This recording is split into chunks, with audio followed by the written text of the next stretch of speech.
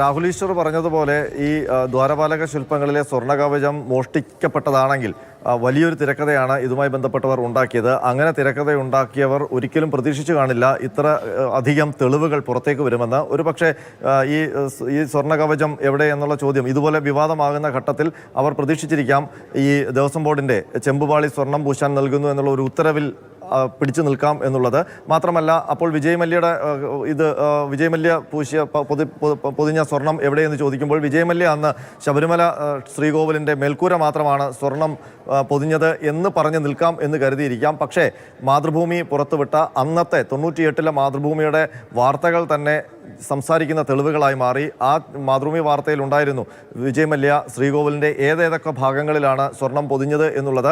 അതായിരുന്നു ഇവരുടെ കള്ളത്തെ ആദ്യം പൊളിച്ചത്. അതിനുശേഷം വിജയ് മല്യയ്ക്ക് വേണ്ടി അന്ന് സ്വർണം പൊതിഞ്ഞ ആൾക്കാരുടെ സാക്ഷ്യ മൊഴികൾ മാതൃഭൂമി ന്യൂസ് പുറത്തുവിട്ടു. അതിനെല്ലാം ഉപരി 2013-ലെയും 98 നവംബറിലെയും 98 സെപ്റ്റംബറിൽ സ്വർണം പൂശിയ വിജയ് മല്യ സ്വർണം പൂശിയ ശ്രീകോവിൽ സമർപ്പിക്കപ്പെടുന്നു. അത് കഴിഞ്ഞ് ആ വൃശ്ചികപ്പുലരിയിൽ നവംബർ 15-ന് നട തുറക്കുന്നതിൻ്റെ തലേ ദിവസം മാതൃഭൂമി പ്രസിദ്ധീകരിച്ച പത്രത്തിലെ സുവർണ ശോഭയുടെ നിൽക്കുന്ന ശ്രീകോവിലിൻ്റെ ദൃശ്യങ്ങളിലും ദ്വാരപാലക ശില്പങ്ങൾ സ്വർണ്ണ കവചം അണിഞ്ഞു തന്നെ.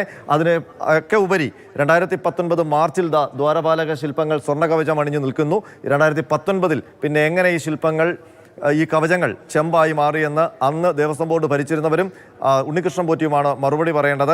മറ്റൊരു മറുപടി, അങ്ങനെയെങ്കിൽ ഈ സ്വർണ്ണ കവചങ്ങളാണ് എടുത്തുകൊണ്ട് പോയതെങ്കിൽ ആ കൊണ്ടുപോയ ഒറിജിനൽ സ്വർണ്ണ കവചങ്ങൾ എവിടെ? കാരണം സ്മാർട്ട് ക്രിയേഷൻസിൽ എത്തിയിരിക്കുന്നത് കോപ്പർ പ്ലേറ്റ് ആണ്. ആ കോപ്പർ പ്ലേറ്റിലാണ് സ്വർണം പൊതിഞ്ഞതെന്ന് അവർ കൃത്യമായി പറയുന്നുണ്ട്. അപ്പോൾ ജൂലൈയിൽ സന്നിധാനത്ത് നിന്ന് എടുത്തുകൊണ്ട് പോയ ഈ ഒറിജിനൽ സ്വർണം എവിടെ? സ്വർണ്ണ കവചം എവിടെ? ആ ചോദ്യം. അങ്ങനെയെങ്കിൽ അത് ഗംഭീരമായ മോഷണമാണ്, അത് ആസൂത്രിതമായ മോഷണമാണ്.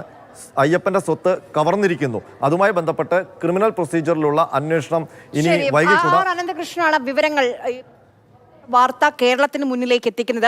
നമ്മുടെ മുന്നിൽ നിരവധി ചോദ്യങ്ങളുണ്ട്. എന്തിനാണ് ഈ സ്വർണ്ണപ്പാളികൾ ചെമ്പാണെന്ന് ദേവസ്വം ബോർഡ് അനുമതി പത്രത്തിൽ ഉണ്ണികൃഷ്ണൻ പോറ്റിക്ക് എഴുതി കൊടുത്തത്? 1. 2. ഈ സ്വർണ്ണപ്പാളികളല്ല എന്ന് എന്ത് ആത്മവിശ്വാസത്തിലാണ് പത്മകുമാർ ആവർത്തിച്ച് പറഞ്ഞുകൊണ്ടിരിക്കുന്നത്? 3. വിജയ് മല്യ നൽകിയ സ്വർണ്ണപ്പാളികൾ ഇപ്പോൾ എവിടെയാണുള്ളത്?